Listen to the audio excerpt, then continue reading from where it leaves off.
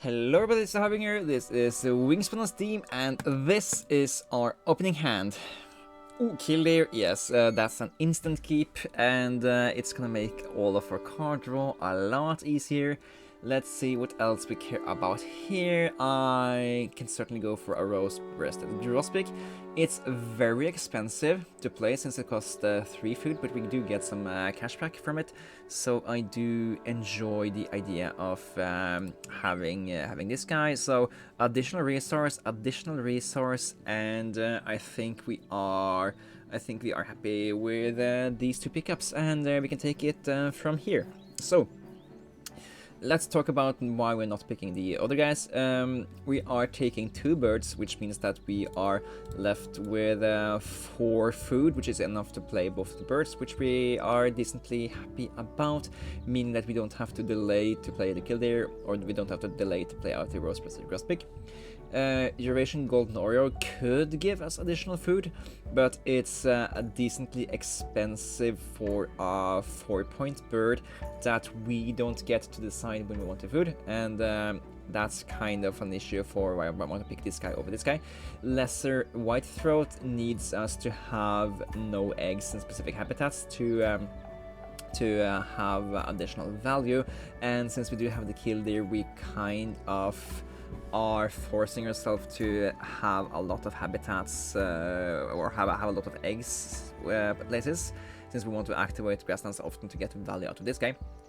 But however, the more I think about it, we might actually want this guy, or we can actually get a lot of value out of this guy, since killdeer is a lot of tempo, meaning that we can get a lot of cards out early, and this guy can also help us eat the eggs we need to make space for whitethroat eggs, which could be interesting, but we are losing out on the opening food capacity if we do that. So I don't think I want to do that, but it could be worth exploring.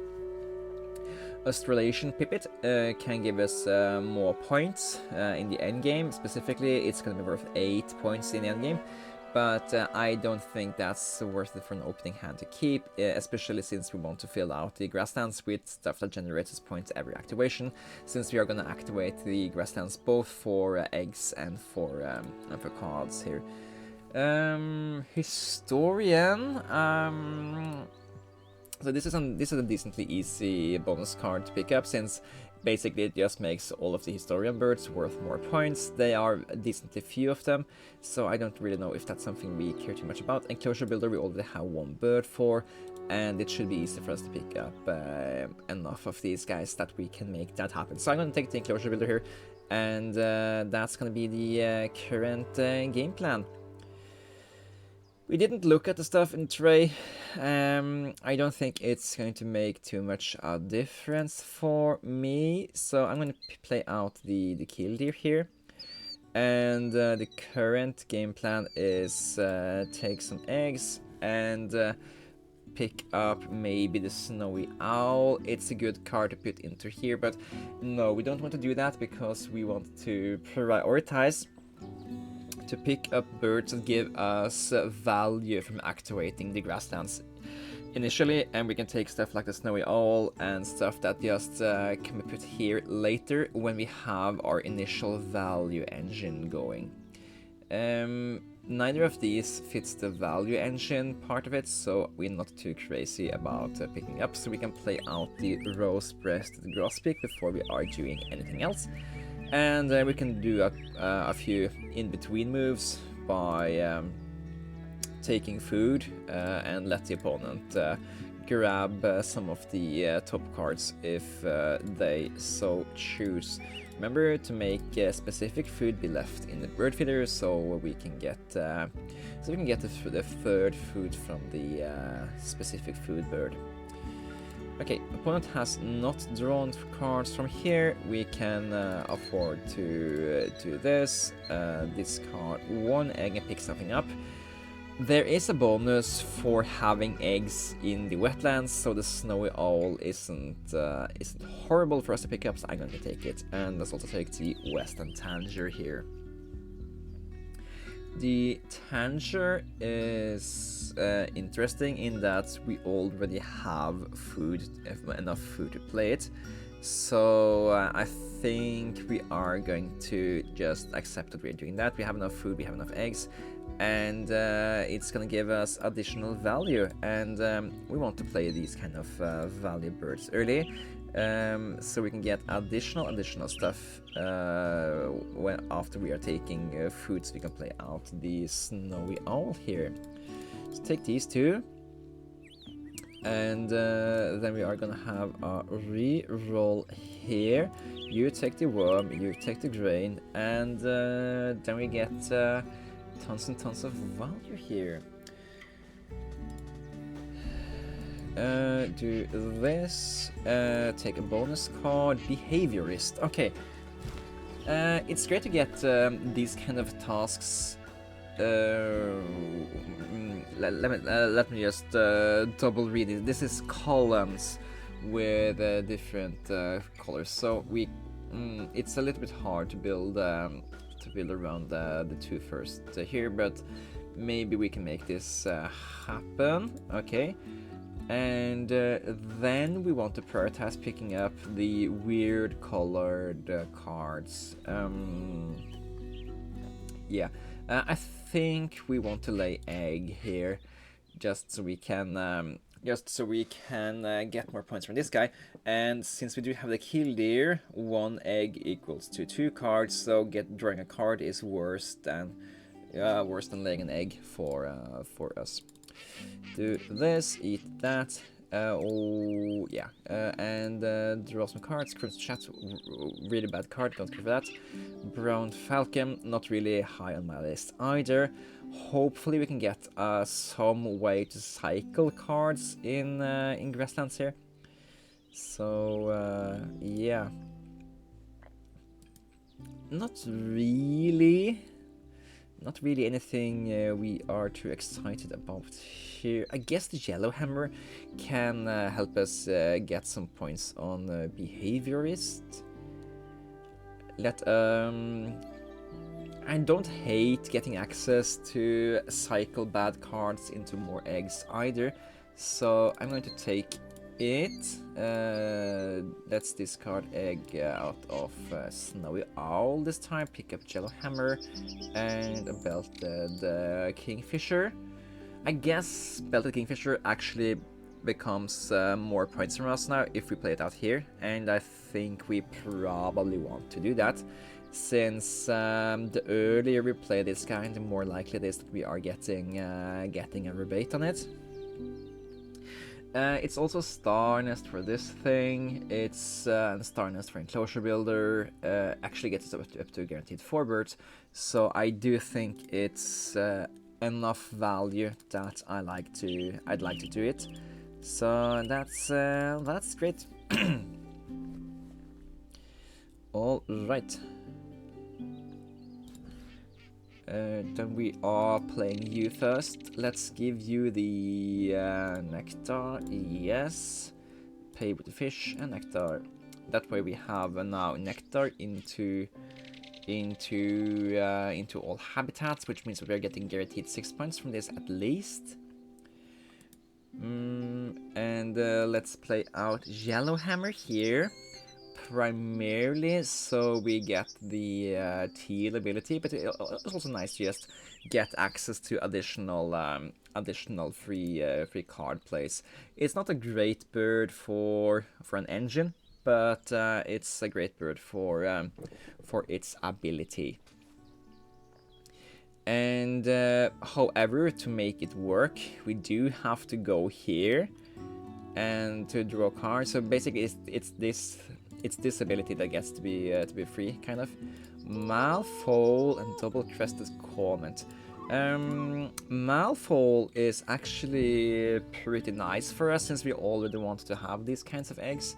I'm just maybe a little bit worried that we already are doing a lot of the things we already are laying a lot of eggs here, but we are also eating the eggs, so I think it's fine. We could do Malfoal in the forest. brown falcon in the grasslands and whatever here. So yeah, let's just continue to get good value here. Gonna discard food to get more eggs since we want to compete for the round and go. All of the eggs are here, so just delete it and get some more stuff here. Wacko heron and brown pelican. I guess it's behaviorist relevant birds. So yeah, sure.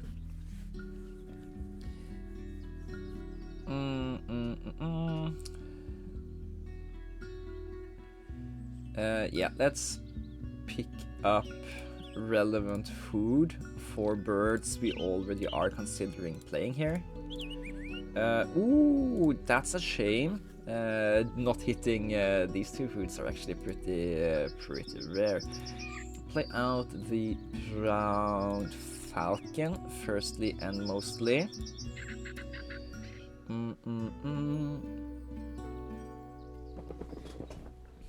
And yeah, it's also a little bit of a shame that we have the no goal in the final round. Basically, just taking the roof of our point potential down by 7 points. Let's see. We do need to play out at least one bird for the Jellyhammer to work. Not too crazy about either of these. Maybe we can play the... Nah, we're not gonna do that. Let's take some food first. Take that fish, take that nectar, and yeah, that's good. We give you this, so we can take that from you, with you. Then we play out the brown pelican as our played bird for the round. No, we play you out with 2 fish. Yes, thank you. Eat your egg. And gain all the fish we can.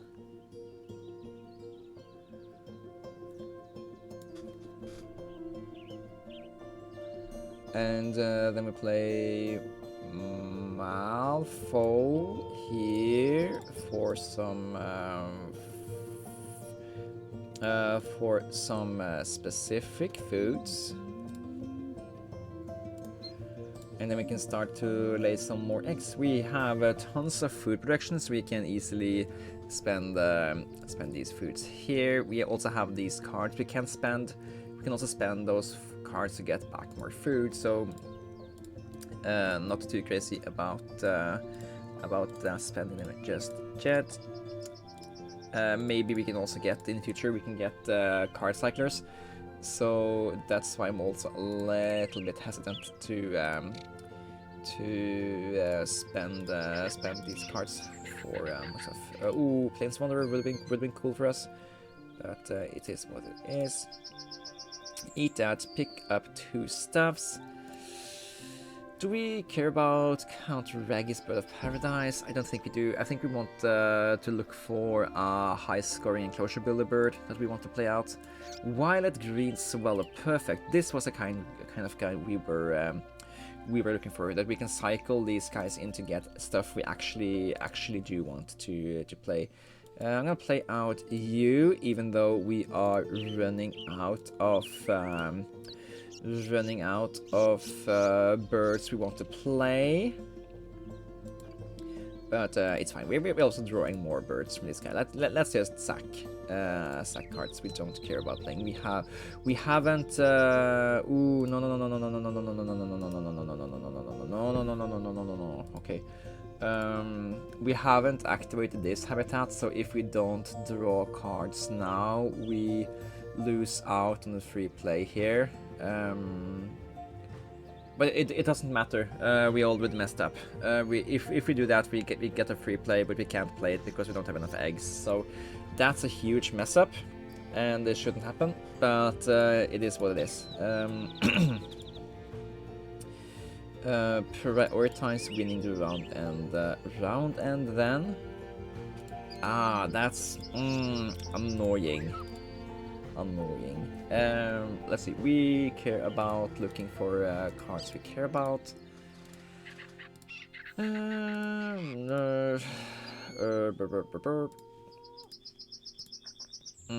Warbler is okay. Carrion Crow, a little bit late. Maybe it can work since we do have some predators, and it is a behaviorist bird, so maybe it can work. Let's see. Okay, so Carrion Crow, Snow Bunting, Grey Warbler into Stella's J could work, but not too crazy about it. Of course, Nuthatch also could be something like Warbler, Nuthatch, Bunting, Carrion Crow.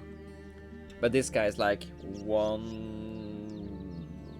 it's a lot of stuff to me just to make 3 more points here kind of work. We could also just go down here the remainder 5 times and lay 1, 2, 3, 4, lay 20 eggs, tuck 5 cards, look at 5 cards here. Yeah, I think that's the correct assessment of what we should do. Unless the opponent has like tons of predators that could make us change our mind, but I don't really. Yeah, this is the end of the stuff we are doing for fun. We are now just laying eggs. Remember to not fill up all of these birds, so Malfoy can lay eggs at the end of the game. We can maybe keep them as options here. Look at that. Thank you. And don't draw more cards. Ooh, thank you. Finally, actually getting that rebate from the Kingfisher. Discard a card, any card, Stella's J. Lay some eggs, cycle a card, any card. Carolina Wren, look at the card, get another hit. Don't eat eggs.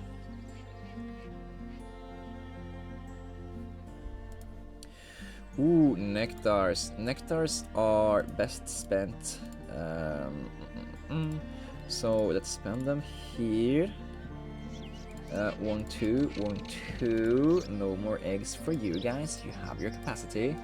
Bruce Blackbird, Magpie Lock, and don't lay another egg. So we have really bad effect of the yellow hammer this game. And that's just the way it is. It's completely fine that we didn't get more value out of it. But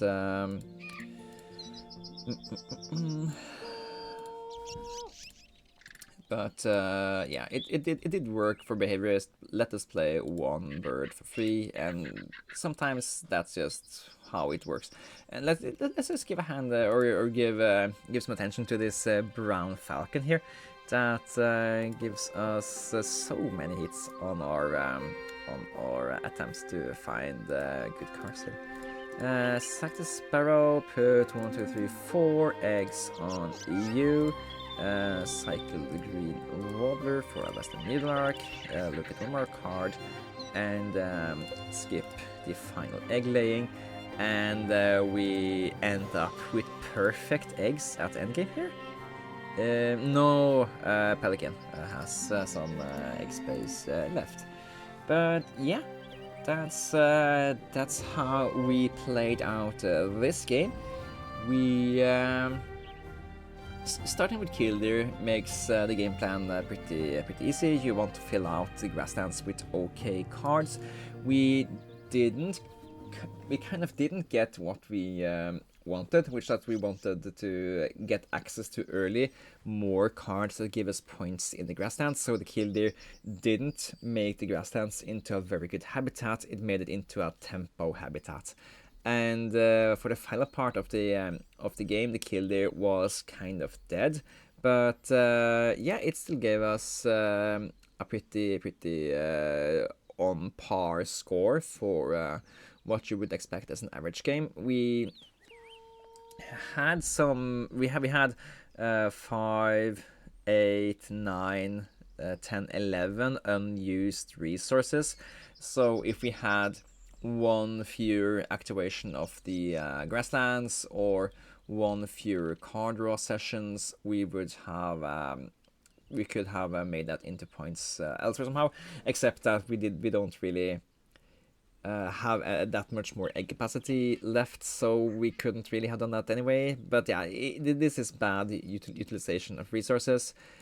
111 points looks bad, but remember, it's a round for no gold, so we lose 7 points out of this. So it would have been on par or on average for me, at least, if it hadn't been for the round for gold.